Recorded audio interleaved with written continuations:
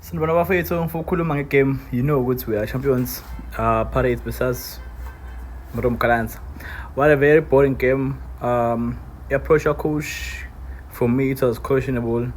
Mangibuka indlela afaya ngakhona attacking players egameni, ngitshela ukuthi ucoach is ufuna ukuwina igame. If not first half or before, akafuna ukuthi igame iye kwi-extra time. But now, mangibuka midfield, I'm saying, what are we doing? Because we are having 3 holding midfielders. So if we want to win the game early, why put 3 holding midfielders? And okay, we are having a back 4 eNondaba noSiyema.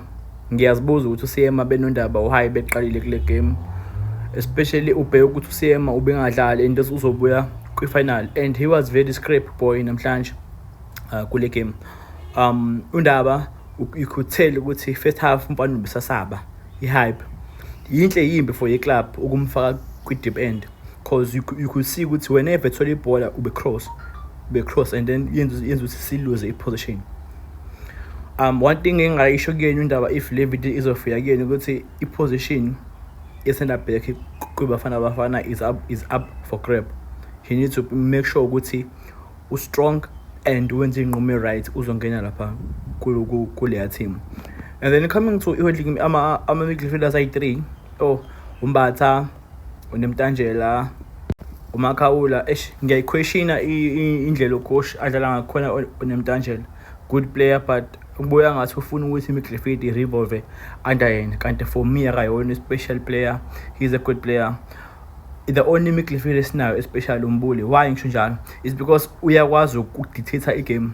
Tell me why ukuthi angene kwi-final, angene ngalesa sikhathi aphinda igame idlale ngetempo yakhe.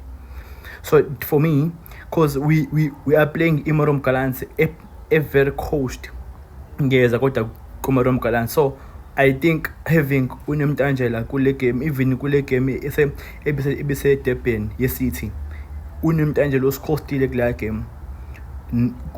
Ithuba ethimini well-deserved, but as a fan I want to criticize lama game awu-2. Akaphili off i-opponent ukudlala.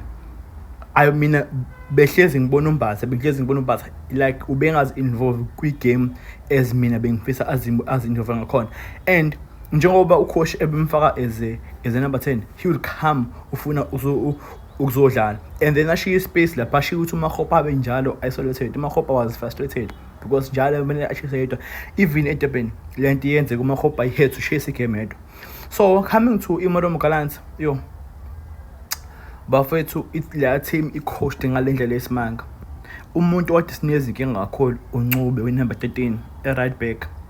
Into ayenzayo akadlali as a wing back overlap, i-cut in eze ngaphakathi ukuzoba i-holding kanye no I think uBhathe nofana lo ojinjini. And then uNhlapho will push higher to 8 numbers lapha phambili ukusupport abantu abanjengondlondlo. So now they will have uMabuza on the left, of which ube negame quiet, and then uTladisa on the right, ongabanga negame right first half but second half usinyisile. So for me that boy uNcube was, cause like ube 80 number kakhulu center all the time. uNemtanjela bebepressiwe benombatha. Besidinga uNumber 10 uzoba special more like Khumbula, umuntu ongakwazi ukuthena i-defense against ayenze i-attack ngaleso sikhathi.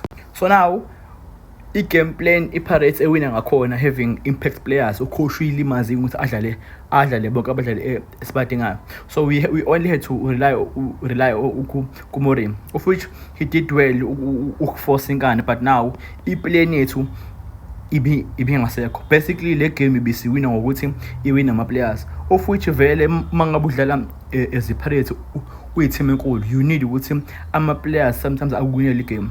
iPirates stands a chance ukuwina le league ngenxa ye-character yama-players ukuthi they can win igame engafanele iwin. Leya game we didn't play anything. Ucoach I hope usufundile kule phutha. I'm happy ukuthi we won. noma kuthiwa akusiwona wonke amagame esiwawina kahle, but having to win leya game for me it's something big. And I want to commend abadlali abanjengoDansin. He did well kuleya role to be an invert, because ubesunyela amafala amaningi, esunyela iposition amaningi. Amagame anjena abadinga oDlamini, abadinga abadlali abanjengoNombabasa. Coming to uMbuthuma, yeah, I know it's a team is some dryeza, but boy, sometimes 1-2, like sometimes you just need to be like 1-2. I'm a basic, you wanna mshayile kuleya game, but yeah, it's okay. One may say, hi, finally like then it's okay.